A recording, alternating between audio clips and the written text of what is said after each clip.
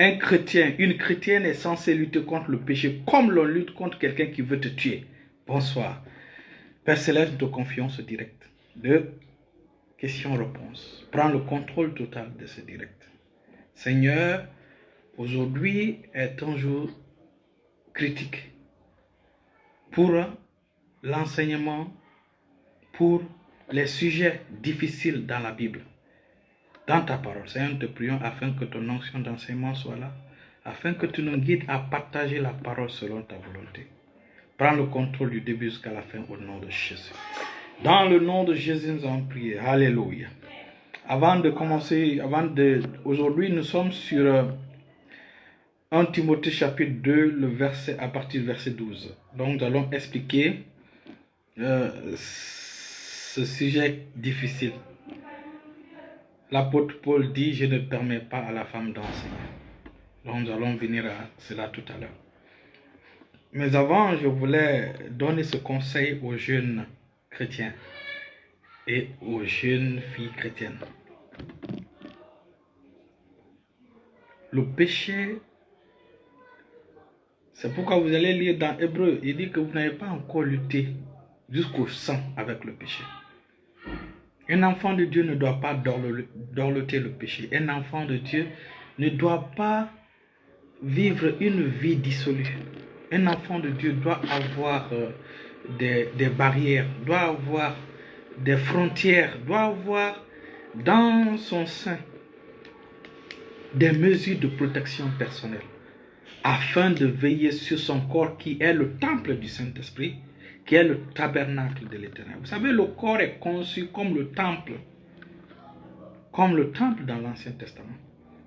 Dans l'Ancien Testament, il y avait, si nous lisons le livre d'Hébreux chapitre 9, nous voyons la cour intérieure, nous avons la cour externe, nous avons la cour interne, nous avons le lieu saint et le saint des saints. Mais la cour externe, c'était pour les non-juifs, c'est-à-dire la cour externe. Mais la cour interne, c'était pour tous les juifs. Donc, nous allons commencer au niveau de la cour interne. Après la cour interne, il y avait le lieu saint qui était pour les sacrificateurs, pour les lévites seulement. Maintenant, le saint des saints, c'était pour le grand prêtre qui rentrait une seule fois par an dans le saint des saints pour offrir les sacrifices. Maintenant, le corps est conçu, le corps a ces trois compartiments. Notre être a ces trois compartiments. Ton corps est le compartiment qu'on appelle la cour interne. Ton âme est le lieu saint et ton esprit est le saint des saints. C'est la raison pour laquelle lorsque nous naissons de nouveau, c'est notre esprit qui est régénéré.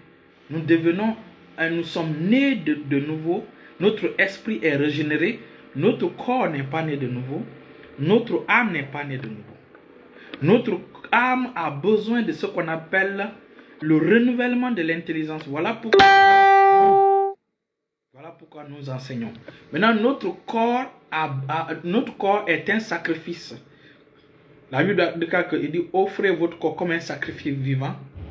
C'est ça notre culte raisonnable. Vous voyez? Donc, notre corps est le temple du Saint-Esprit. Donc, ton corps, le péché veut entrer dans ton corps. Donc, toi, enfant de Dieu, tu dois te battre avec le péché comme quelqu'un qui se battait avec une personne qui veut le tuer. C'est cette mentalité que les enfants de Dieu doivent avoir. Je mets déjà la base. Nous ne luttons pas contre le péché avec notre force naturelle. Nous ne luttons pas contre le péché avec notre énergie naturelle. Nous demandons la grâce parce que nous n'avons pas cette capacité. Notre capacité vient de Dieu.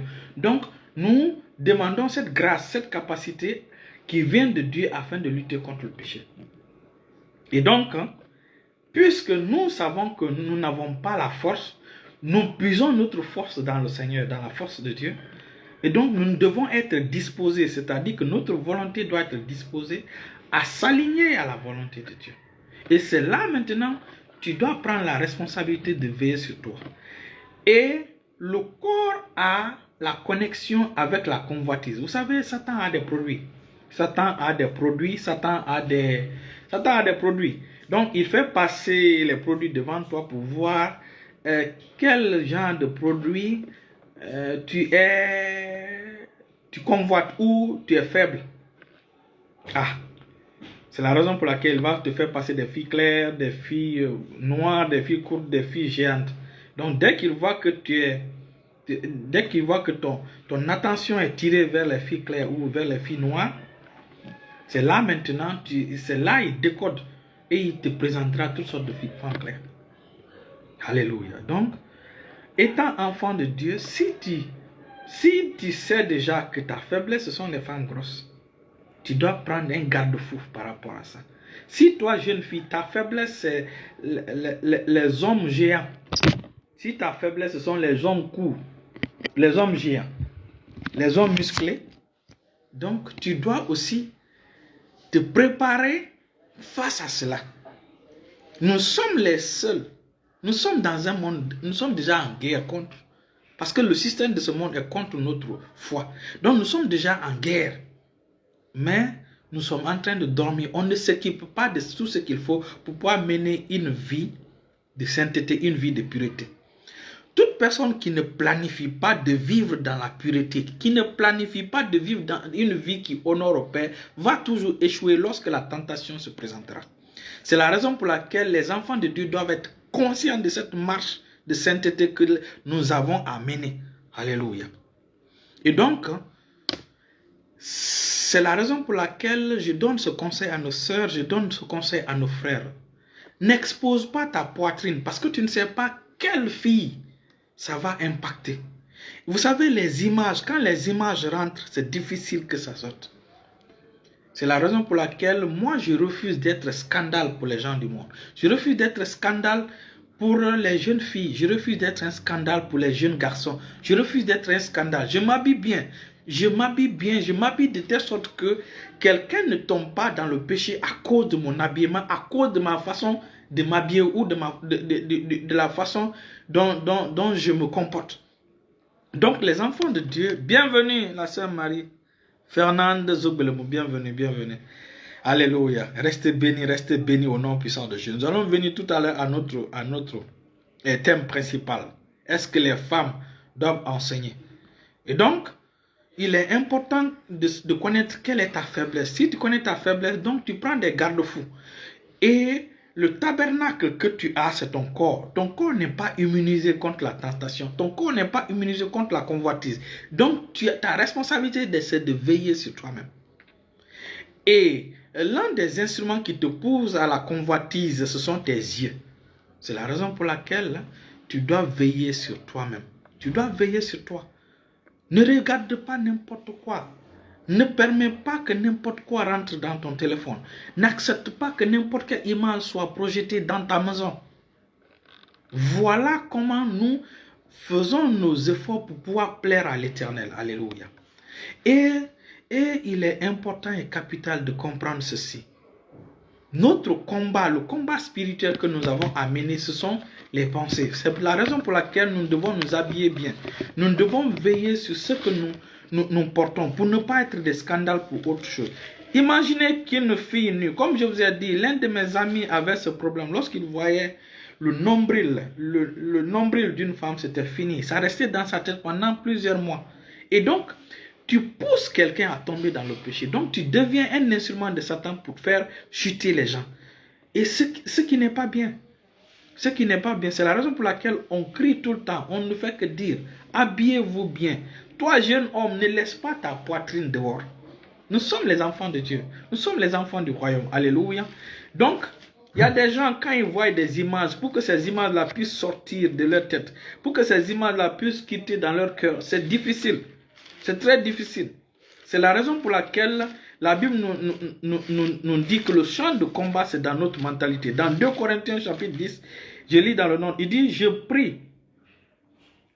Je vous prie, lorsque je serai présent, de ne pas me forcer à recourir avec assurance à cette hardiesse dont je me propose d'user contre quelques-uns qui nous regardent comme marchant selon la chair. Vous voyez? Maintenant, le verset 2, il dit, si nous marchons dans la chair, nous ne combattons pas selon la chair. Car les armes avec lesquelles nous combattons ne sont pas charnelles, mais elles sont puissantes Et elles sont puissantes par la vertu de Dieu pour renverser les forteresses. Il dit, nous renversons les raisonnements et toute hauteur qui s'élève contre la connaissance de Dieu et nous amenons toute pensée captive à l'obéissance de Christ. Voilà. Donc quand tu regardes une image, ça devient une pensée dans ta tête. C'est difficile à sortir. Donc notre responsabilité, c'est de renverser. C'est de renverser cette image-là. C'est de renverser cette pensée-là qui nous vient. C'est la raison pour laquelle les enfants de Dieu doivent bien s'habiller. C'est la raison pour laquelle les enfants de Dieu doivent bien se comporter. Parce que tu ne sais pas que ton comportement est un scandale pour les gens. Et lorsque ton comportement est un scandale pour les gens, il y a une prophétie dans la Bible qui est vraiment dangereuse. Il dit, si tu es un objet de scandale pour l'un de mes petits, il dit, il serait mieux qu'on entoure ta tête, qu'on attache ta tête à une meule, c'est-à-dire à une pierre, et qu'on la jette au fond de la mer. Cette prophétie-là, c'est non seulement pour les hommes qui ont scandale dans le royaume de Dieu, mais aussi pour les filles qui sont scandale dans le royaume de Dieu. Donc, il est important de préciser ceci. Nous allons étudier la vie de deux personnes. Voir comment comment était leur comportement à l'égard du monde. Lisons Matthieu chapitre 11, le verset 18. Matthieu chapitre 11, à partir du verset 18. Je lis dans le nom de Jésus. Il dit, car Jean est venu, ne mangeant ni ne buvant, et ils disent, il a un démon. Jean était un levite. Jean devait fonctionner dans le temple, devait travailler dans le temple à Jérusalem. Mais lorsque Jean a vu le monde, pour lui, la sacrificature, c'est-à-dire la fonction de prêtrise, la fonction de sacrificateur, c'était de se séparer du monde. Donc Jean a décidé de se séparer carrément du monde. Voilà pourquoi il est parti dans le désert. Voilà pourquoi il a passé la plupart, les 80% de sa vie dans le désert. Donc il a mené une vie de séparation avec le monde, séparation complète et totale. Voilà comment était le mode de vie de Jean. Il a vu le monde, il a vu que le monde est pourri. Donc pour lui, c'est de se séparer carrément du monde. Pour lui, être lévite, c'est de se séparer du monde. Alléluia. J'ai oublié aujourd'hui, je n'ai pas mis la musique. Alléluia. Donc, il est important de comprendre ce comportement, cette attitude de Jean. Jésus, lui, quand il est venu, il n'a pas cherché à se séparer du monde. Jésus, lui, il est venu, il a appliqué ce mode opérandi de rentrer en contact avec le monde sans laisser le monde entrer en lui. Donc Jésus était dans ce monde, mais il n'a pas permis que le monde le corrompe. Donc voilà comment Jésus a vécu. Alors que Jean, lui, pour lui, c'était de fuir carrément le monde. Ce qui n'est pas aussi mal. Donc en tant qu'enfants de Dieu, nous en tant que chrétiens, nous devons nous devons opérer comme Jésus. Il y a certains carrément, ils se séparent du monde. Ils fuient le monde. Nous devons entrer avec le monde, mais nous devons vivre de telle sorte que le monde ne rentre pas en nous. Voilà comment, parce qu'on dit le Fils de l'homme est venu mangeant et buvant. Ça veut dire qu'il est rentré en contact avec le monde sans laisser le monde le corrompre. Et ils disent c'est un mangeur, un buveur, un ami des publicains et des gens de mauvaise. Mais la sagesse a été justifiée par ses œuvres. Vous voyez? Alléluia. Gloire à Dieu. Gloire. Donc, j'ai ouvert cette parenthèse-là pour donner un conseil à mon fils, à ma fille. Lorsque, en ce qui concerne lutter avec le péché, il faut lutter avec le péché avec toute ton énergie. Il faut lutter avec le péché de façon consciente. Alléluia. Et je termine par ceci. Ceux qui ont vu des choses, que ces pensées-là sont dans leur tête, qui les poussent à pécher, la solution, c'est de ne pas fermer la bouche. Car tes décrets sont plus puissants que tes pensées. Continue à confesser que tu es saint. Tu dois continuer à dire que mon corps est le temple du Saint-Esprit. Et non un instrument d'impudicité. Tu dois déclarer que mon corps est pour le Seigneur et le Seigneur est pour mon corps. Tu dois dire que je suis saint, j'ai été sanctifié par le sang de Jésus. J'ai été lavé par le sang de Jésus, purifié par le sang de Jésus. Je suis appelé fils de Dieu avec puissance selon l'esprit de sainteté au nom de Jésus. Je suis un saint enfant de Dieu. Je dois vivre pour... Ma vie doit glorifier le Seigneur. Voici les déclarations que tu dois faire. Je refuse de me laisser corrompre par le monde. Comme l'autre, il n'a pas laissé Sodome le corrompre. Alléluia. Donc, il est important de préciser cela. Donc, je prie afin que le Seigneur continue à nous donner la grâce. Continue à nous équiper. Continue à nous fortifier afin d'exposer au monde que nous sommes vraiment les consacrés, nous sommes vraiment les mis à part, afin qu'à travers notre comportement, que le monde soit sauvé, que ta famille soit sauvée, que ton quartier soit sauvé, que ta classe soit sauvée, au nom de Jésus. Alléluia. Et donc, nous venons maintenant dans notre thème, qui est, est-ce que la femme doit enseigner? Alléluia. Alléluia. Donc, en fait, je fais ce direct-là, pas pour encourager les femmes à enseigner. Ce n'est pas mon objectif. Mon objectif pour ce passage, c'est plutôt pour aider celles qui ont reçu l'onction d'enseigner. Parce que tout le monde n'a pas reçu l'onction d'enseigner. Que le peu de femmes qui ont reçu l'onction d'enseigner, qu'ils ne soient pas troublés, qu'ils ne pensent pas que cette onction est en contradiction avec les Écritures. C'est dans cet objectif que je fais cet enseignement, pour qu'elles puissent être débarrassées de ce frein, puisque c'est Dieu qui déverse l'onction. Alléluia. Mais le fondement, c'est quoi? Il faut d'abord savoir dans Jacques chapitre 3, lisons rapidement. Jacques chapitre 3, le verset 1, je lis au nom puissant de Jésus. Jacques dit quoi? Jacques nous dit, mes frères, ça il s'adresse aux hommes. Il dit, mes frères, qu'il n'y ait pas parmi vous un grand nombre de personnes qui se mettent à enseigner. Car vous savez que nous serons jugés plus sévèrement. Donc, l'enseignement est un ministère difficile. Est un ministère vraiment difficile. Il faut que nous le sachions. Pourquoi? Parce que le ministère de l'enseignement, il y a trop d'erreurs liées au ministère de l'enseignement. L'enseignement est vraiment, on appelle ça un fil, comme passer par le fil du rasoir. Donc, il est important de comprendre que l'enseignement est difficile. Aujourd'hui, nous voyons tout le monde enseigner, mais les gens ne connaissent pas les bases qu'il te faut pour entrer dans l'enseignement. La base, voilà. Avant d'enseigner quelque chose, il faut comprendre comment Dieu fonctionne. Comment Dieu dit de fonder les doctrines. Comment Dieu dit d'avancer. Dans l'enseignement, on n'avance pas comme ça. On va pas à pas. Et c'est la raison pour laquelle la Bible est l'œuvre du Saint-Esprit. L'auteur, c'est le Saint-Esprit. C'est-à-dire que l'auteur de la Bible, celui qui... La Bible déclare que c'est poussé par le Saint-Esprit que des gens ont écrit de la part de Dieu.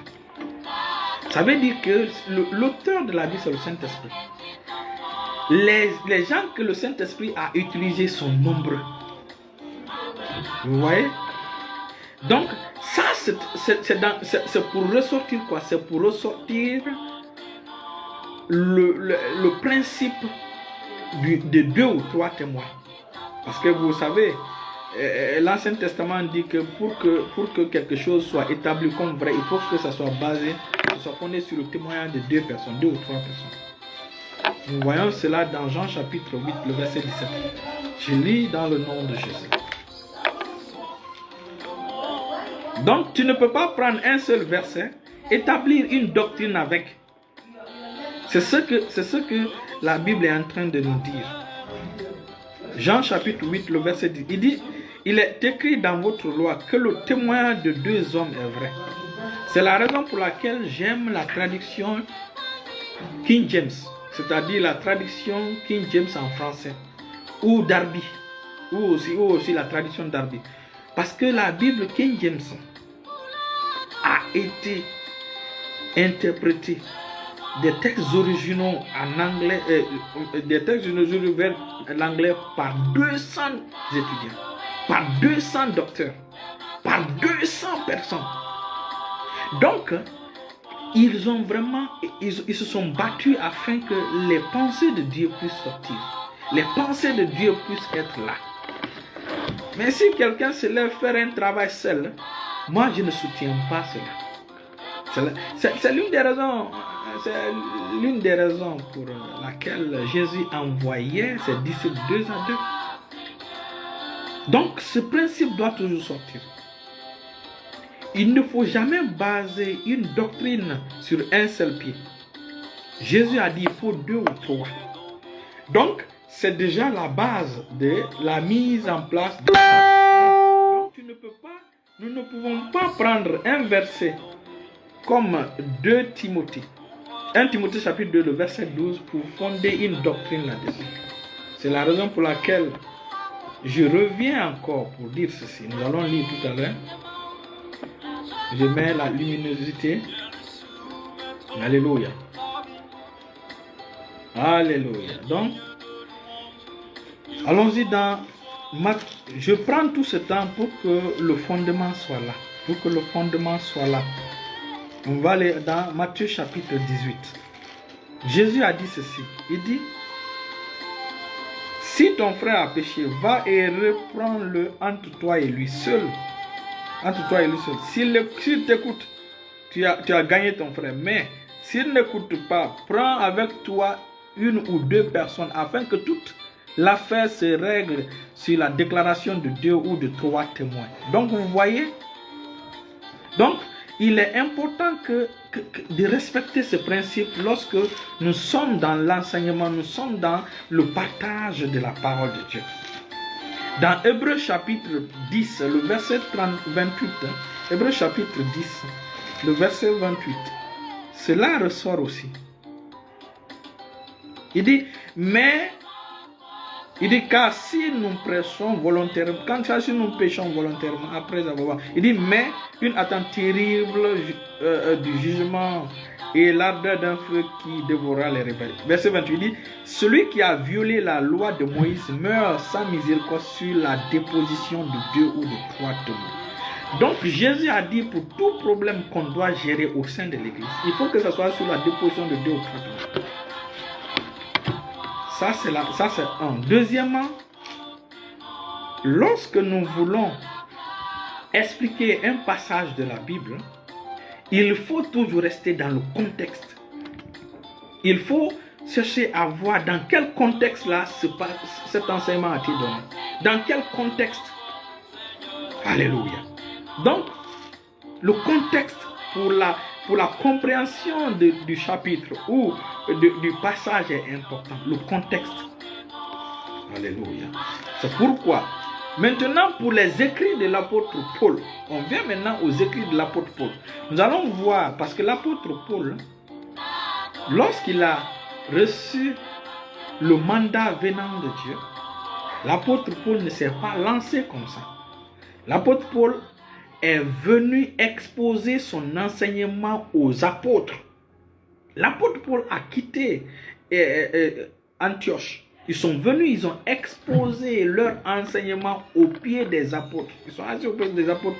Ils ont exposé leur enseignement pour que ceci-là puisse vérifier, voir si c'est vraiment la vérité. C'est ainsi que les apôtres ont vu que c'était vraiment la vérité et ils ont prié pour eux, ils les ont laissés partir en leur donnant des recommandations. Donc, le père spirituel de l'apôtre Paul. Les gens qui pensent que l'apôtre Paul n'avait pas de papa spirituel, c'est faux. Le père spirituel de l'apôtre Paul, c'était l'apôtre Pierre. C'est parce qu'il dit quand il est venu, il a rencontré Céphas, qui veut dire Pierre. Alléluia. Donc, il est important, vous pouvez voir ça dans Actes des Apôtres. Maintenant, c'est ce Pierre-là qui rend ce témoignage-là au sujet des écrits de l'apôtre Paul. Il dit quoi? 2 Pierre chapitre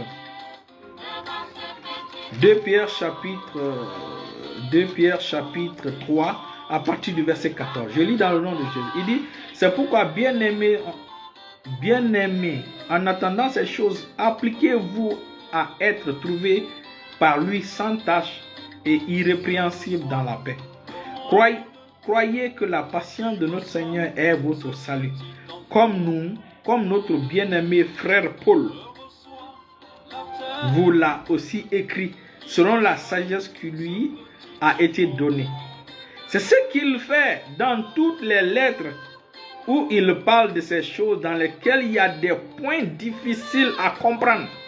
Même l'apôtre Pierre dit, imagine là où l'apôtre Pierre, enseignant, apôtre, évangéliste, disciple, c'est-à-dire celui que Jésus a établi comme chef, dit que les écrits de l'apôtre Paul ont des, il dit dans lesquels il y a des points difficiles à comprendre, dont les personnes ignorantes et mal affermies tordent le sens comme celui des autres écritures pour leur propre ruine. Il dit, vous donc bien-aimés qui êtes avertis, mettez-vous sur votre garde de peur qu'entraînés par l'égarement des impies, vous ne veniez à déchoir de votre fermeté. Donc, il est important de comprendre que les écrits de l'apôtre Paul, il y a des parties qui sont difficiles, telles que ce que nous allons lire tout à l'heure. C'est la raison pour laquelle, bien-aimés, c'est sur la base de ces choses que nous pouvons maintenant chercher à expliquer. Nous pouvons maintenant expliquer ce passage-là tout en respectant les consignes que Jésus a données pour qu'une doctrine soit fondée. Il faut que ce soit sur la dépose de 2 ou 3 témoins. Il faut que ce soit 2 apôtres différents ou 3 apôtres différents. Et deuxièmement, il faut le contexte. 2 Pierre chapitre 1, le verset, il dit, sachant tout d'abord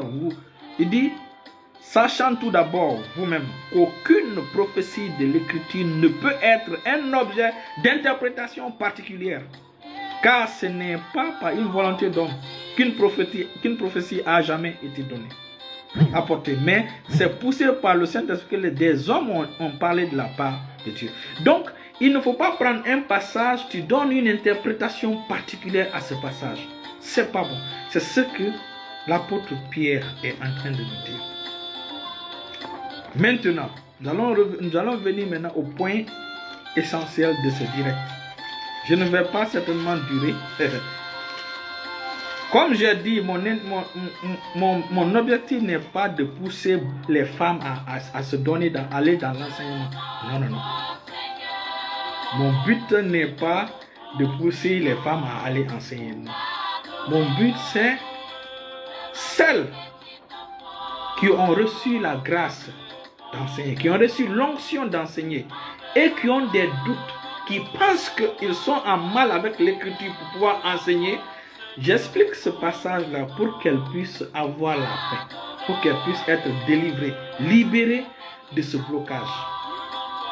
Comme j'ai dit, l'apôtre Jacques déconseille aux hommes, à plusieurs personnes d'enseigner.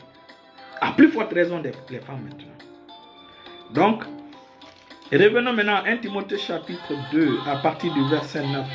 Il dit, je veux aussi que les femmes, vêtues d'une manière décente, avec pudeur et modeste, ne se parent ni de tresses, ni d'or, ni de perles, ni d'habits somptueux, mais qu'elles se parent des bonnes œuvres comme il convient à des femmes qui font profession de servir Dieu.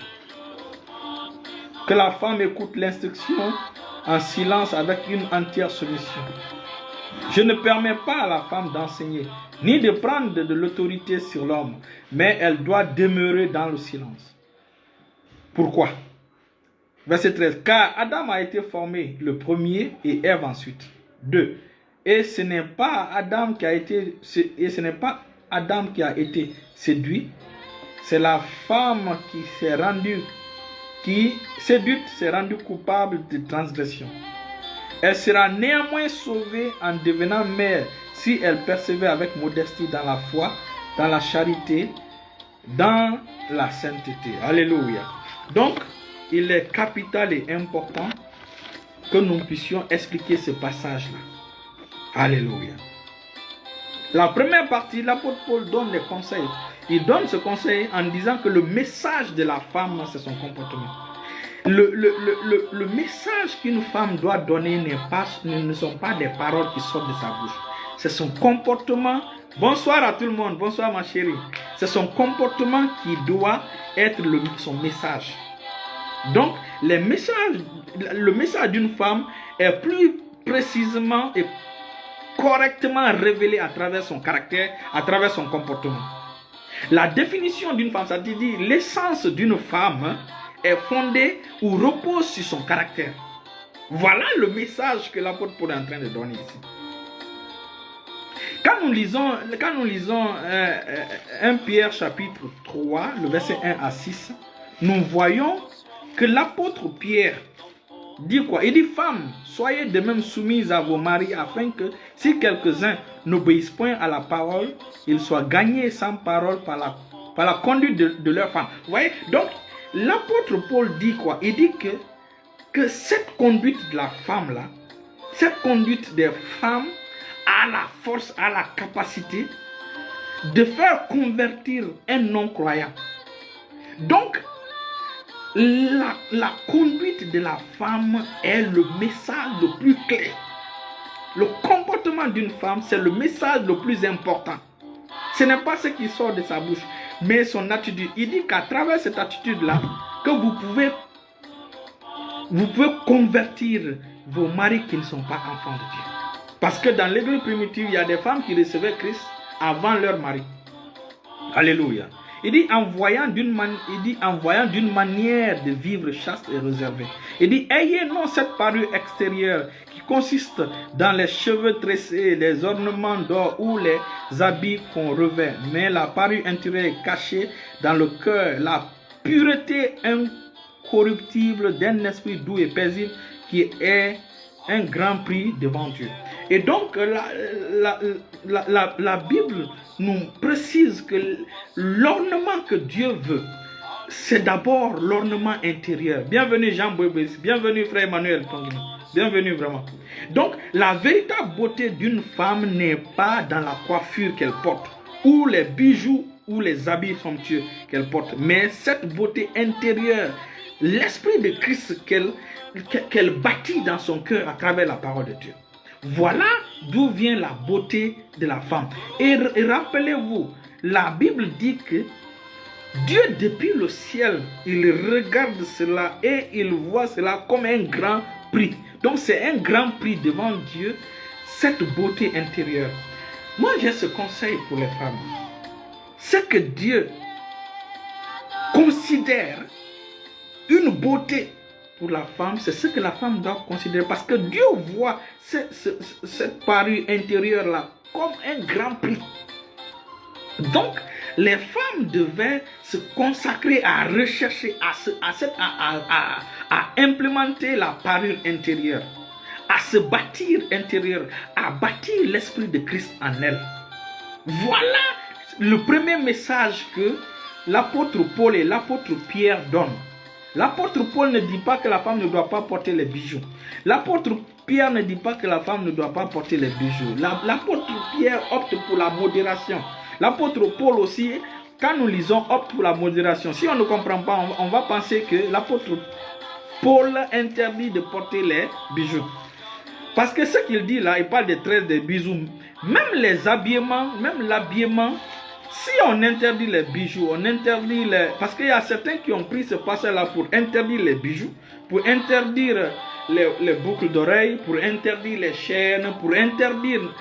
L'apôtre Paul et l'apôtre Pierre optent pour la modération. Ils optent plutôt pour que la femme se concentre à bâtir la beauté intérieure qui est d'un grand prix aux yeux de Dieu. Ce qui est d'un grand prix aux yeux de Dieu, c'est notre objectif, c'est ce qui doit être notre objectif. Alléluia. Maintenant, nous venons au passage qui est difficile. Donc, il faut savoir ceci, avant de toucher au passage dont nous sommes l'objet de ce direct-là. Le problème, ce sont les jeunes filles. Et c'est ce que nous avons compris, que la beauté des jeunes filles, la beauté des jeunes filles est sur le visage. Mais lorsqu'elles vieillissent, avec l'âge, cette beauté quitte sur le visage et va dans le cœur.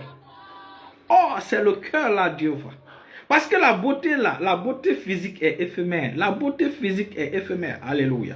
Donc, il est important que les femmes comprennent cela. Donc, il est important que là où Dieu tient en considération, Dieu prend avec sérieux, que les hommes, que les femmes aussi prennent cela avec sérieux. Nous venons, puisque le frère Fassou Noramou est là, nous venons maintenant au passage de les femmes ne doivent pas enseigner. Alléluia. Maintenant, je reprends. Il dit, je ne permets pas à la femme d'enseigner, ni de prendre de l'autorité sur l'homme, mais elle doit demeurer dans le silence. L'apôtre Paul dit ceci, et il donne les conditions. Il dit pourquoi? Premièrement, la condition c'est car Adam a été créé. Adam a été formé le premier, Ève ensuite. Ça c'est la première condition. C'est-à-dire que Adam a été formé le premier, Ève ensuite. Et ce n'est pas Adam qui a été séduit, c'est la femme qui, séduite, s'est rendue coupable de transgression.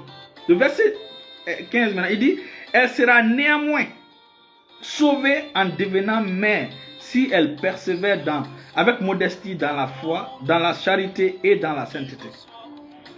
Donc, la première des choses, c'est que c'est l'apôtre Paul seul qui interdit la femme d'enseigner.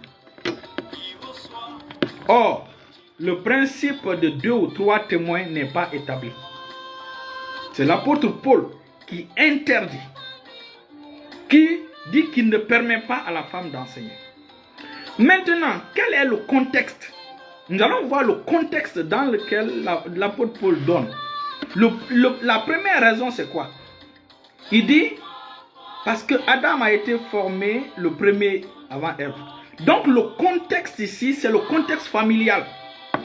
Ici, le contexte n'est pas une église, une congrégation. Le contexte, c'est la famille. Parce qu'il parle de qui? De Adam et de Ève. Ça veut dire qu'une famille. Le contexte, c'est la famille. L'homme et sa femme. Il dit, Adam a été formé le premier et Ève ensuite.